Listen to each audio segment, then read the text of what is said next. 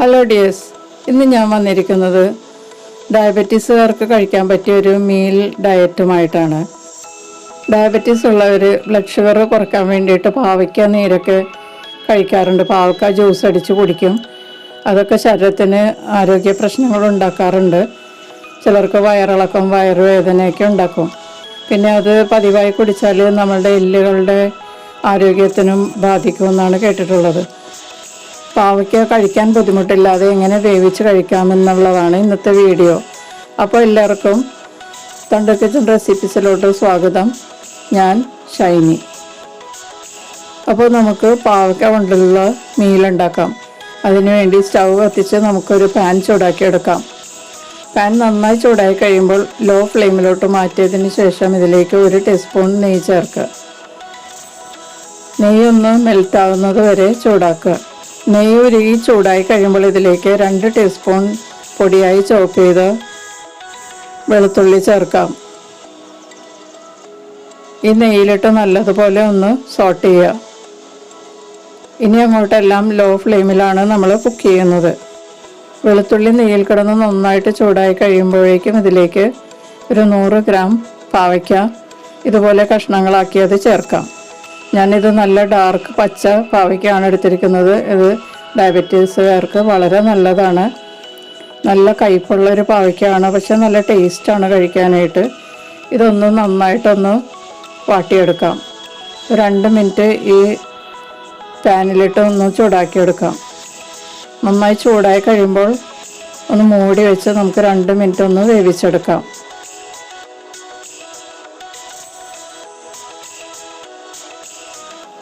ഇപ്പോൾ 2 മിനിറ്റ് കഴിഞ്ഞിട്ടുണ്ട്. നമുക്ക് തുറന്നൊന്ന് ഇളക്കി കൊടുക്കാം. പാവയ്ക്ക ഒത്തിരി അങ്ങോട്ട് വെന്ത് പോകേണ്ട ആവശ്യമില്ല. വെന്താൽ അതിൻ്റെ ഗുണങ്ങളെല്ലാം നഷ്ടപ്പെടും.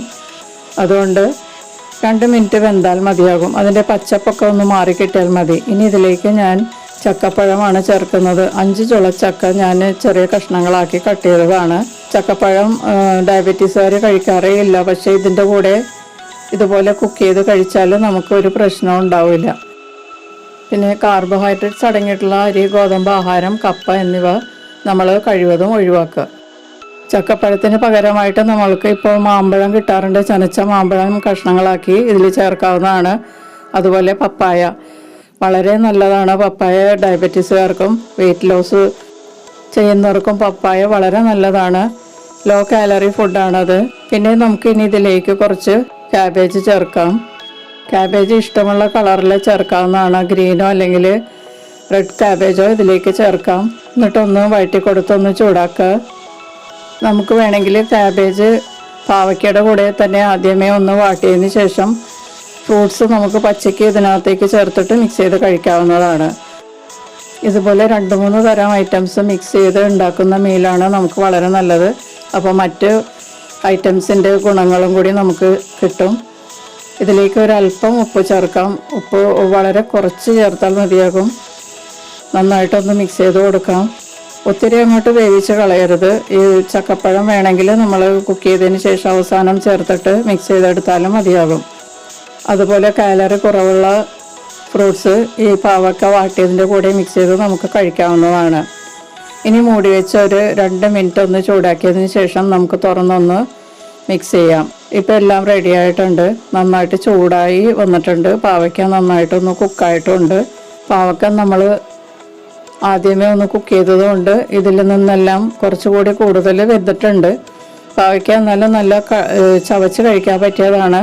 അപ്പോൾ പാവയ്ക്കയുടെ കൂടെ മധുരമുള്ള ഇതെല്ലാം കൂടി ചേരുമ്പോൾ വളരെ നന്നായിട്ട് നമുക്ക് കഴിക്കാൻ പറ്റും. ബുദ്ധിമുട്ടില്ലാതെ കഴിക്കാം. പാവയ്ക്കയിലെ കയ്പും ചക്കയുടെ മധുരമൊക്കെ കൂടി ചേരുമ്പോൾ നമുക്ക് കഴിക്കാനൊരു പ്രയാസം ഉണ്ടാവില്ല. കുറച്ച് ടൈം എടുത്താണെങ്കിലും നമുക്കിത് കഴിക്കാൻ പറ്റും. പാവയ്ക്ക ജ്യൂസ് കഴിക്കുന്നതിലും വളരെ നല്ലതാണ്. മറ്റ് ആരോഗ്യ പ്രശ്നങ്ങളൊന്നും ഉണ്ടാകുകയില്ല. പിന്നെ ക്യാബേജ് ചേർക്കുന്നത് കൊണ്ട് ധാരാളം വിറ്റാമിൻസും മിനറൽസും കൂടി നമുക്ക് ഇതിനകത്തുനിന്ന് കിട്ടും. അപ്പോൾ ബുദ്ധിമുട്ട് കൂടാതെ കഴിക്കാൻ പറ്റിയ ഡയബറ്റീസുകാർക്കുള്ള ഈ മീല് എല്ലാവർക്കും ഇഷ്ടപ്പെട്ടു എന്ന് വിചാരിക്കുന്നു. ഇതുപോലെ ലഞ്ച് മീലും നമുക്ക് പ്ലാൻ ചെയ്തെടുക്കാവുന്നതാണ്. നമുക്ക് മറ്റൊരു റെസിപ്പിയുമായിട്ട് വീണ്ടും കാണാം. താങ്ക്